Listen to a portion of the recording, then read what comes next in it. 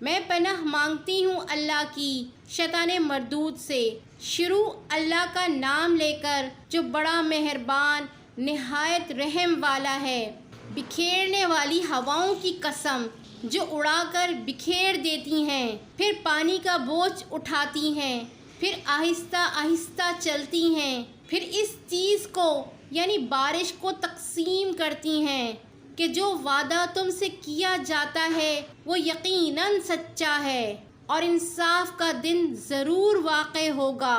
اور آسمان کی قسم جس میں کئی رستے ہیں کہ اے اہل مکہ، تم ایک اختلاف والی بات میں پڑے ہوئے ہو، اس سے یعنی عقیدہ آخرت سے وہی پھرتا ہے جو اللہ کی طرف سے پھیرا جائے۔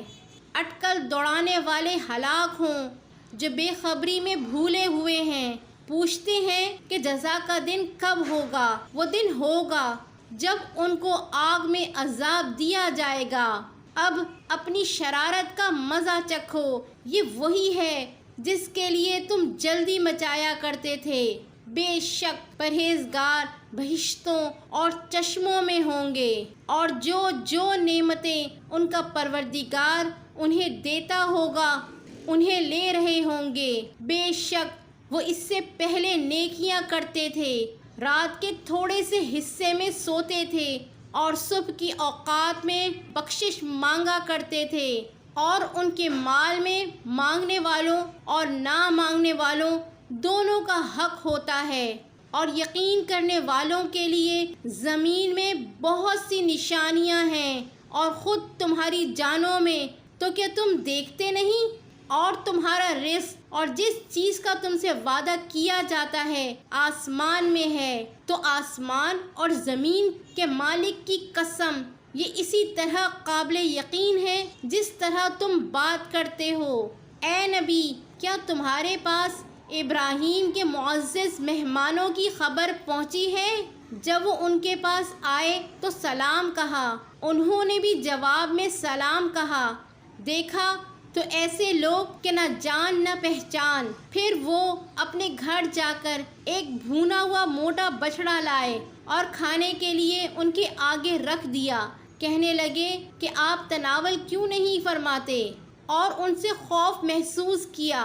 انہوں نے کہا کہ خوف نہ کیجیے، اور ان کو ایک دانش مند لڑکے کی بشارت سنائی۔ تو ابراہیم کی بیوی چلاتی آئیں اور اپنا منہ پیٹ کر کہنے لگیں، ایک تو میں بڑھیا، اوپر سے بانجھ۔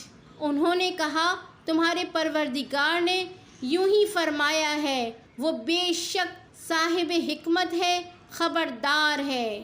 ابراہیم نے کہا کہ فرشتوں، اب تمہارا اصل کام کیا ہے؟ انہوں نے کہا کہ ہم گنہگاروں کی طرف بھیجے گئے ہیں تاکہ ان پر گارے کی پتھریاں برسائیں، جن پر حد سے بڑھ جانے والوں کے لیے تمہارے پروردگار کے ہاں سے نشان کر دیے گئے ہیں۔ پس وہاں جتنے مومن تھے ان کو ہم نے نکال لیا۔ پھر اس بستی میں ہم نے ایک گھر کے سوا مسلمانوں کا کوئی گھر نہ پایا، اور جو لوگ عذاب علیم سے ڈرتے ہیں ان کے لیے ہم نے وہاں نشانی چھوڑ دی۔ اور موسیٰ کے حال میں بھی نشانی ہے، جب ہم نے ان کو فرعون کی طرف کھلا ہوا معجزہ دے کر بھیجا تو اس نے اپنی قوت کے گھمنڈ پر منہ موڑ لیا اور کہنے لگا، یہ تو جادوگر ہے یا دیوانہ۔ تو ہم نے اس کو اور اس کے لشکروں کو پکڑ لیا اور ان کو سمندر میں پھینک دیا، اور وہ کام ہی قابل ملامت کرتا تھا۔